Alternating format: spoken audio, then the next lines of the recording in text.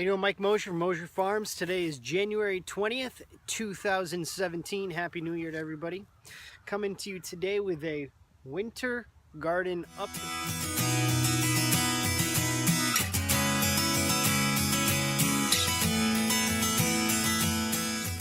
Obviously, we're not going to be planting anything, but now is the time of year when you have a nice day like today. Today's about 49, 50 degrees to start getting your garden up and ready for the spring.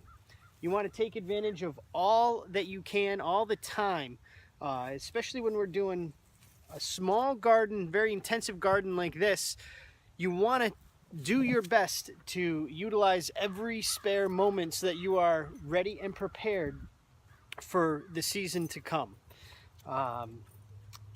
What we've done here to get us ready for the winter is, or for the spring planting, is called occultation, where it's a technique that you cover up your garden with tarps and it keeps the soil protected so it's not being damaged by UV rays and all the microbes are able to continue to thrive.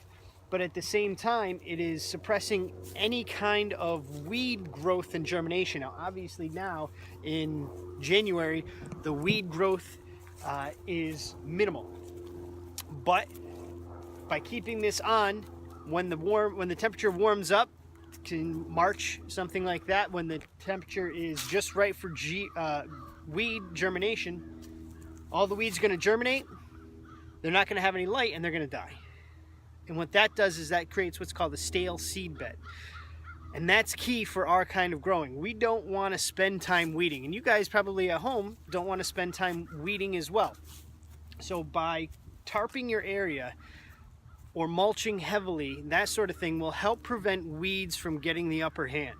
So today we're going to be not only uncovering this, checking it out, seeing how everything's doing, trying to scare away a few mice, I'm sure. But we're also going to change our bed production style. So we're still doing raised beds. We're still doing drip irrigation on some of them. We're still going to use black mulch, black fabric, landscape fabric, to prevent weeds from growing underneath things like tomatoes, cucumbers, and peppers. But we're going to change the bed size. Currently the beds are about 22 inches. And what we're going to do, we're going to add about another 8 inches to that to make it an even 30-inch wide bed. It's a very common size bed for organic growers, market gardeners, all of the things like that. So we're going to increase the size of our beds. So we're going to do a little bit of digging. We're going to do a little bit of shaping. And hopefully by the end of today, I'll have a good number of these beds ready for production in the spring, which means by doing it now, I don't have to do any work. When time comes, I can untarp it and plant, which is going to be fantastic. So currently we have 1, 2, 3, 4, 5, 6, 7, 8, 9, 10, 11, 12 beds, I believe, here. And we're going to take that, we're going to increase the size of the beds, keep the same number, but we're going to go and double it onto that far section over there. So instead of being 40 by 25, which is what it is now, it's going to be about 40 by 50. We're still going to use 25-foot beds as our main bed unit, but we're going to double it for next season, which should greatly increase our production.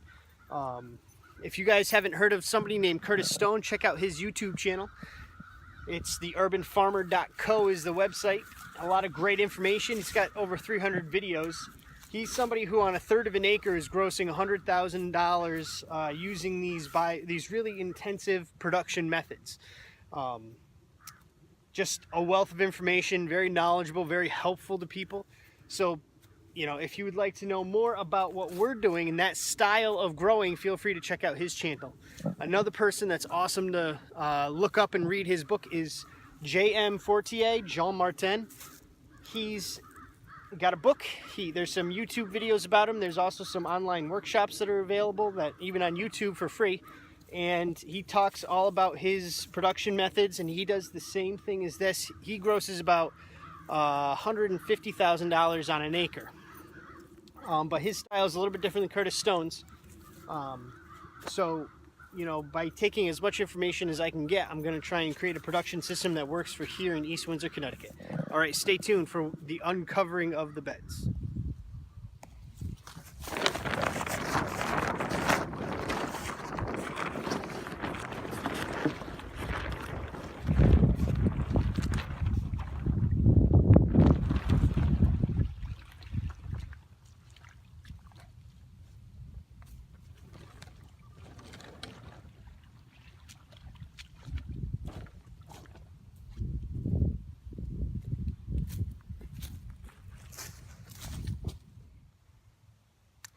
Okay, so what we've done here, we've just taken a couple of 1x4s, screwed in some screws at our desired distance, which is 30-inch beds, 10-inch walkways. So the strings are going to tell us where to remove soil and where to put it. And actually, if you notice, there are a couple spots right here where you have the pre-existing bed, and then over here was the walkway, but the walkway is now going to be in the new bed. So we'll see how it goes, because we've been walking in the walkways. It's going to be a little compacted and that sort of stuff. So we'll see how this all plays out. But a little bit of work doesn't hurt anybody.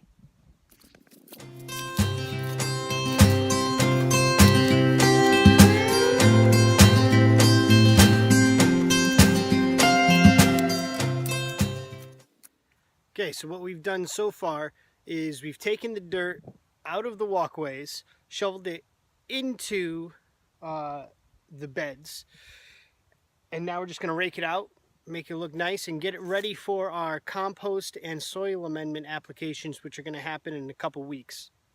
So we'll add the compost and all that sort of stuff just before we're ready to plant, make the soil nice and rich. This whole area back here and on the other side was all used as a tree nursery and a shrub nursery.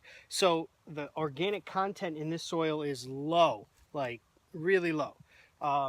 So what we're working on is building up that soil content, building up the microbial content, the life of the soil. We're trying to get it up to the point where it will be able to sustain continuous growth all season at a highly productive rate.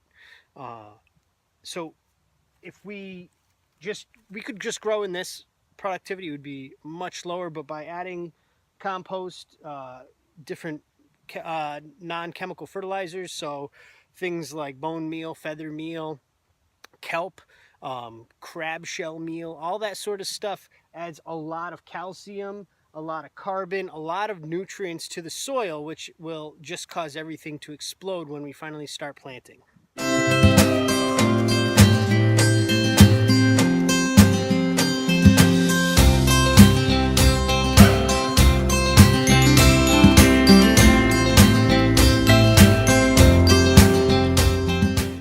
All right, so that's it for Mosher Farms. The bed has been put to bed again, and that's it. So we still have a couple more beds to turn over. We got to do that half over there. We have to add the second group of beds further back, and then we'll be up to about 24 beds in production. So that's it.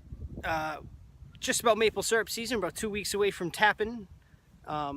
So please make sure you check our Facebook page for updates, some maple syrup videos on how you can make maple syrup at home, as well as you know, what's going on the farm. We're gonna have to do a pig update soon, and that's it. So please feel free to like and share this video with your friends. Share it on Facebook.